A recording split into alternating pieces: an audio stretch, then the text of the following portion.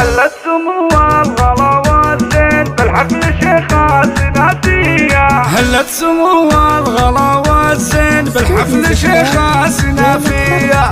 ام فارس اللي تسر العين طاريها ما فيها بتزيا. انت الادب والوفا واللين وام الوصوف المهاوية اللي قبلت تضرب الغالين وتبدي التراحيب مثنية. ام المعرس غلاها يبين مثل البدر في لياليه. نوره جعل فخرها فخر وافراحها ما هي عاديه. بنت عايض يلا عساها تزين بفرحه ولدها الخرافيه. نعزف لها الشعر والتلحين ابياتي جزله حماسيه. ابياتي جزله حماسيه. ابوها عايض نسل وافين بالطيب له سيره ذاتيه. راعي المكارم يصد الشين عن ربعه وكل اهاليه. ومبروك العبد العزيز الزين المعرس اللي زها ضيه. بفرحته احتفل غالين وهدوا التباريك مثنيه. وهدوا التباريك مثنيه.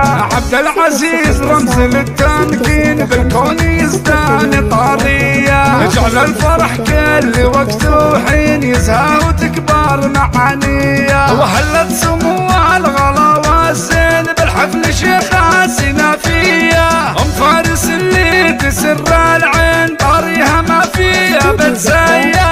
طاريها ما فيها بتزيا. حلت سمو الغلا والزين بالحفل شيخة سنافية. هلت سمو الغلا والزين بالحفل شيخة سنافية. ام فارس اللي تسر العين طاريها ما فيها بتزيا.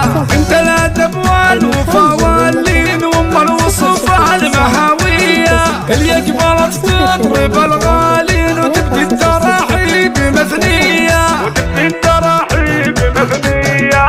ام المعرس غلاها يبين مثل البدر في لياليه. نوره جعل فخرها فخر وافراحها ما هي عاديه. بنت عايض يلا عساها تزين بفرحه ولدها الخرافيه. نعزف لها الشعر والتلحين ابياتي جزله حماسيه.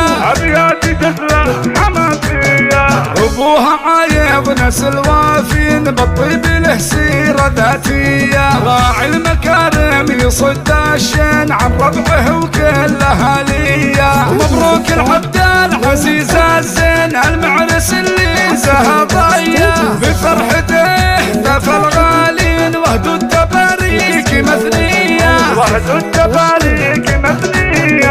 عبد العزيز رمز للتمكين بالكون يزدان طاريه. يجعل الفرح كل وقت وحين يزهى وتكبر معانيه. وهلت سمو الغلا والزين بالحفل شيخة سنافية. ام فارس اللي تسر العين